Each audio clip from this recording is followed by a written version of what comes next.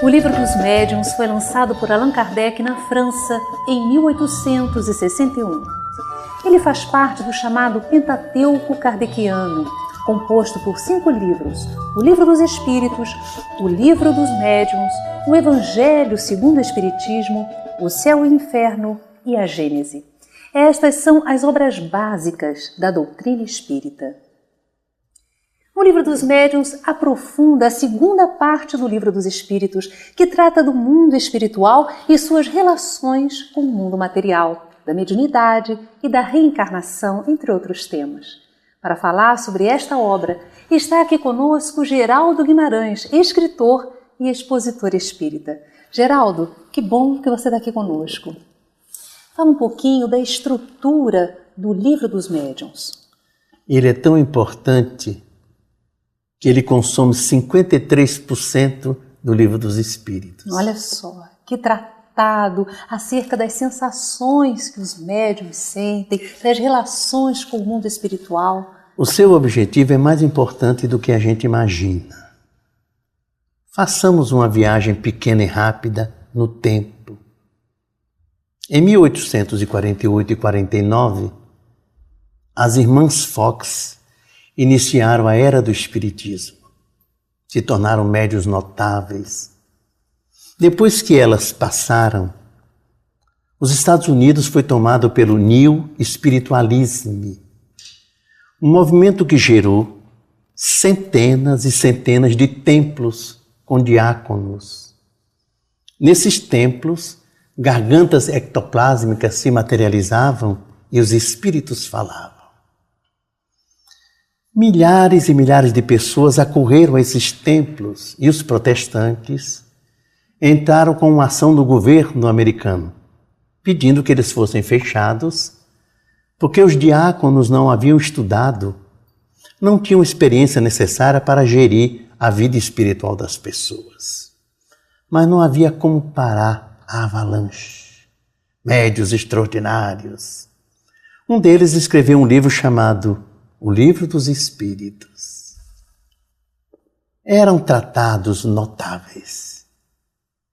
No entanto, o New Spiritualism, o movimento espírita nascente e fenomênico, morreu.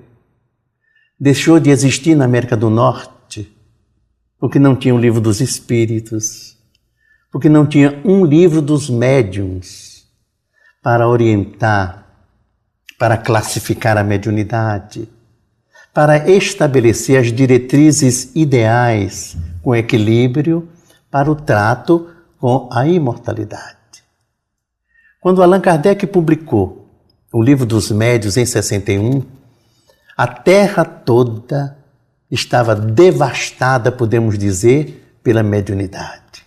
Por fenômenos que ocorriam em todas as partes do globo, não é? De toda a natureza. Fenômenos de ectoplasmia, de materialização, fenômenos de psicografia e outros tantos, espalhados pelo Brasil, pela América do Norte, por toda a Europa. O mundo todo estava convulsionado pela mediunidade. O que fazer? Como proceder? Atos bárbaros eram cometidos contra os médiuns. Mulheres eram solicitadas para se despirem e ficarem nuas, a fim de que se atestasse a veracidade do fenômeno. Outras eram amarradas, engaioladas. Pessoas eram submetidas a testemunhos cruéis e dolorosos, a fim de que os chamados cientistas fizessem do fenômeno espírita como faziam no fenômeno tradicional da ciência, o que não é possível.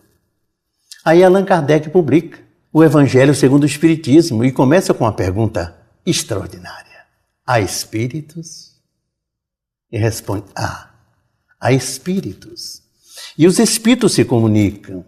Os espíritos estabelecem contato com as pessoas que estão na Terra.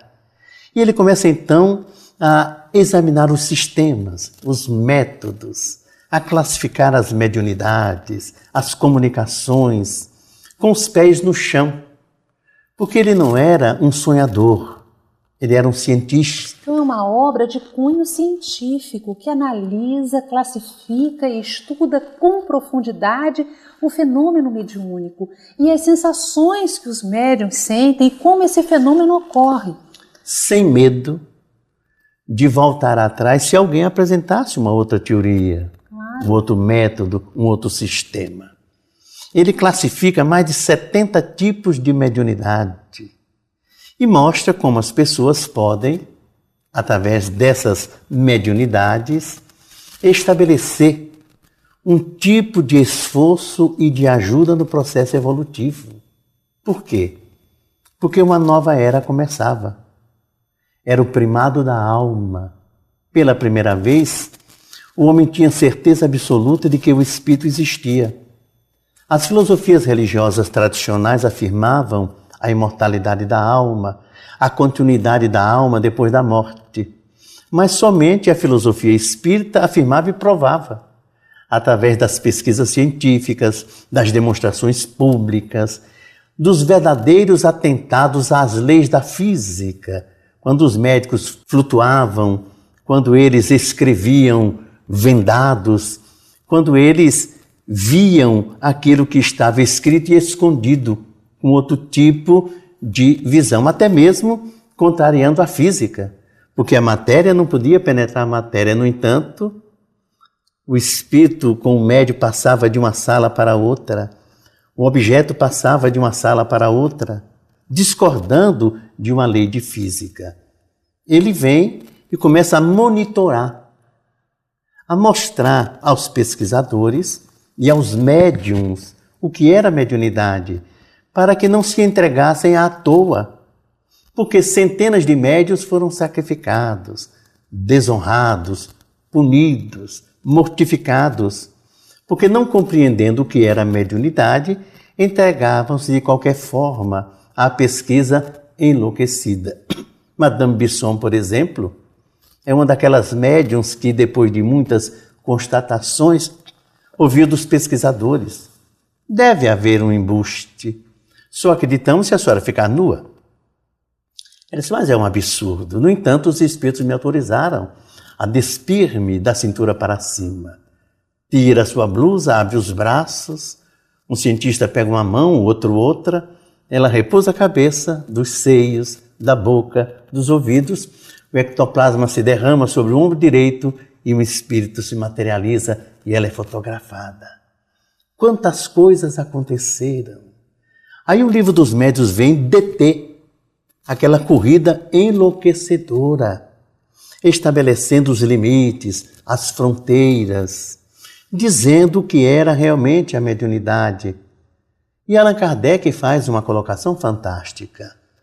Ele diz que quase todas as pessoas da humanidade registram a influência dos espíritos, embora médium propriamente dito sejam aqueles que têm uma função orgânica, onde a mensagem do mundo espiritual passa além das fronteiras da inspiração.